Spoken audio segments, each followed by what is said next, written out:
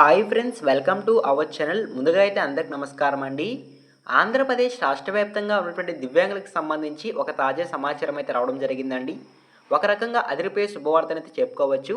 CM Chandrababu Naidu గారు ఆంధ్రప్రదేశ్ రాష్ట్ర వ్యాప్తంగా ఉన్నటువంటి దివ్యాంగుల కోసం 7 కొత్త పథకాలనేవి త్వరలో అమలు చేయబోతున్నట్లయితే సమాచారం అండి. ఈ 7 కొత్త పథకాలను ఇంద్రధనుసు అనే పేరుతో అయితే అమలు చేయబోతున్నట్లయితే సమాచారం.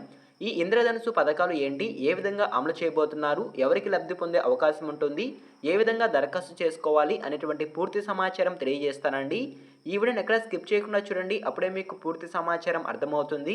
మన ఛానల్ ఎవరైనా ఫస్ట్ టైం చూస్తుంటే ఛానల్ చూసి కంటెంట్ నచ్చినట్లయితే సబ్స్క్రైబ్ చేసుకుని పక్కన ఉన్న బెల్ ఐకాన్ ఆన్లో పెట్టుకోండి. సో ఇక లేట్ చేయకుండా డైరెక్ట్గా వీడియోలోకి అయితే వెళ్ళిపోదామండి. వీడియోలో భాగంగా ముందుగా చూసుకున్నట్లయితే ఆంధ్రప్రదేశ్ రాష్ట్ర వ్యాప్తంగా ఉన్నటువంటి దివ్యాంగుల కోసం అమలు చేసే 7 పథకాలు 1 బై 1 అయితే నేను మీకు తెలియజేస్తానండి. ముందుగా చూసుకున్నట్లయితే ఆర్టీసీ బస్సుల్లో ఉచిత ప్రయాణం సౌకర్యం, అదేవిధంగా స్థానిక సంస్థలు, పబ్లిక్ సెక్టర్ సంస్థల్లో ఒక్కొక్కరికి నామినేట్ చేసే అవకాశం కూడా కల్పించబోతున్నట్లయితే సమాచారం. అదేవిధంగా సబ్సిడీ పథకం పునరుద్ధీకరణ, క్రీడా కార్యక్రమాల్లో పథకాలు వర్తింపు, అదేవిధంగా ప్రభుత్వ హౌసింగ్ పథకంలో గ్రౌండ్ ఫ్లోర్లో దివ్యాంగులకు ఒక ఇల్లు అనేది కేటాయించబోతున్నట్లయితే సమాచారం. అదేవిధంగా బాపట్లలో బాధితులకు డిగ్రీ కాలేజ్, రాజధానితో పాటు ప్రతి జిల్లాలో దివ్యాంగ భవన్ అనేది ఏర్పాటు చేయబోతున్నట్లయితే సమాచారం అండి. ఈ విధంగా ఆంధ్రప్రదేశ్ రాష్ట్ర వ్యాప్తంగా ఉన్నటువంటి దివ్యాంగుల కోసం సీఎం చంద్రబాబు నాయుడు గారు 7 కొత్త పథకాలు అనేవి త్వరలో అమలు చేస్తున్నట్లయితే సమాచారం. సో ఓకేనా, మీకు అర్థమైంది అనుకుంటున్నాను. సో ముందుగా ఈ 7 కొత్త పథకాల్లో ఆర్టీసీ బస్సుల్లో ఉచిత ప్రయాణం సౌకర్యం అనేది అమలు చేయబోతున్నట్లయితే సమాచారం అండి. సో ఓకేనా, దీనికి సంబంధించి ఇంకొంచెం సమాచారం కూడా నేను మీకు తెలియజేస్తాను. ముందుగా చూసుకున్నట్లయితే 7 వారాల్లో భాగంగా ఇప్పటి వరకు మహిళలకు మాత్రమే అందుతున్న ఏపీఎస్ ఆర్టీసీ బస్సుల్లో ఉచిత ప్రయాణం సదుపాయాన్ని ఇప్పుడు ఆంధ్రప్రదేశ్ రాష్ట్ర వ్యాప్తంగా ఉన్నటువంటి దివ్యాంగులకు వర్తింపు చేసేలా చర్యలు తీసుకుంటున్నామని సీఎం చంద్రబాబు నాయుడు గారు అయితే తెలియజేయడం జరిగిందండి. ఇక నుంచి ఆంధ్రప్రదేశ్ రాష్ట్ర వ్యాప్తంగా ఉన్నటువంటి దివ్యాంగుల్లో భాగంగా పురుషులు అయ్యుండొచ్చు లేదా స్త్రీలు అయ్యుండొచ్చు, సో అందరికీ ఉచిత బస్సు ప్రయాణం సౌకర్యం అనేది కల్పించబోతున్నట్లయితే సమాచారం అండి. సో దీని కొరకు ఖచ్చితంగా దివ్యాంగులకు 40% కంటే ఎక్కువ వైకల్యం అనేది కలిగి ఉండాలనైతే సమాచారం. కేవలం 5 రకాల బస్సుల్లో మాత్రమే ఉచిత బస్సు ప్రయాణం అనేది కల్పించబోతున్నట్లయితే సమాచారం అండి. పల్లె వెలుగులు, అల్ట్రా పల్లె వెలుగులు, ఎక్స్ప్రెస్, సిటీ ఆర్డినరీ సర్వీసుల్లో మాత్రమే ఉచిత ప్రయాణం సౌకర్యం అనేది కల్పించబోతున్నట్లయితే సమాచారం. సో ఓకేనా, దీనికంటూ ఒక గుర్తింపు కార్డు అనేది కూడా ఉంటుందంటే సమాచారం అండి. ఆ గుర్తింపు కార్డుని బేస్ చేసుకొని మాత్రమే ఉచిత బస్సుల్లో ప్రయాణించేందుకు సదుపాయం అనేది కల్పించబోతున్నట్లు సీఎం చంద్రబాబు నాయుడు గారు అయితే రీసెంట్గా ఒక సమావేశంలో అయితే తెలియజేయడం జరిగిందండి. సో ఓకేనా, మీకు అర్థమైంది అనుకుంటున్నాను. సో ఈ విధంగా ఏపీఎస్ ఆర్టీసీ బస్సుల్లో ఇక నుంచి దివ్యాంగులకు కూడా త్వరలో ఉచిత బస్సు ప్రయాణం అనేది కల్పించబోతున్నట్లయితే సమాచారం. అదేవిధంగా స్థానిక సంస్థల్లో, కార్పొరేషన్, పబ్లిక్ సెక్టర్ ఎంటర్ప్రైజెస్లో కనీసం ఒక దివ్యాంగ ప్రతినిధిని నామినేట్ చేయడం కోసం చర్యలు తీసుకుంటున్నామని కూడా తెలియజేయడం జరిగిందండి.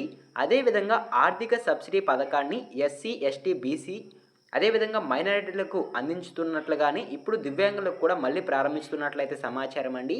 సబ్సిడీ పథకాలు అనేవి ఇప్పటి వరకు ఆంధ్రప్రదేశ్ రాష్ట్ర వ్యాప్తంగా ఎస్సీ, ఎస్టీ, బీసీ, మైనారిటీలకు మాత్రమే అందుతున్నాయండి. సో రాబోయే రోజుల్లో ఖచ్చితంగా దివ్యాంగులకు కూడా సబ్సిడీ పథకాలు అనేవి అమలు చేయబోతున్నట్లు సీఎం చంద్రబాబు నాయుడు గారు అయితే తెలియజేయడం జరిగింది. అదేవిధంగా శాప్ ద్వారా అన్ని క్రీడా కార్యక్రమాలు, టాలెంట్ డెవలప్మెంట్ స్కీములు దివ్యాంగులకు అందుబాటులో ఉండేలా చర్యలు తీసుకుంటున్నామని కూడా తెలియజేయడం అయితే జరిగిందండి. సీఎం చంద్రబాబు నాయుడు గారు అయితే రీసెంట్గా నారా లోకేష్ గారు కూడా ఒక సమావేశంలో శాప్ ద్వారా అన్ని క్రీడా కార్యక్రమాల్లో దివ్యాంగులకు ఒక నామినేట్ చేసే అవకాశం అయితే కల్పిస్తామని అయితే ఆయన అయితే తెలియజేయడం జరిగింది.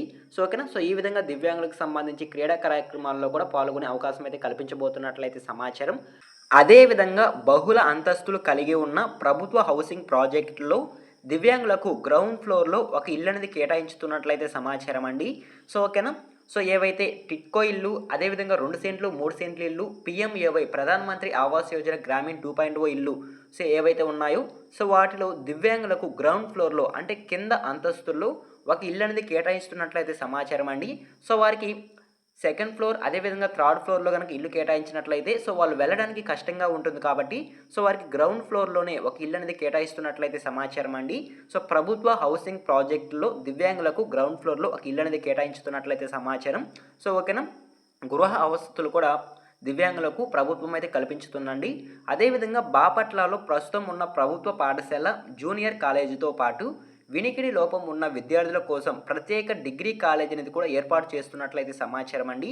రెసిడెన్స్ స్కూల్, కాలేజీలు, హాస్టల్లో చదివే దివ్యాంగ విద్యార్థులకు అదే చోట సామాజిక భద్రత పెన్షన్ అనేది కూడా మంజూరు చేస్తున్నట్లయితే సమాచారం అండి.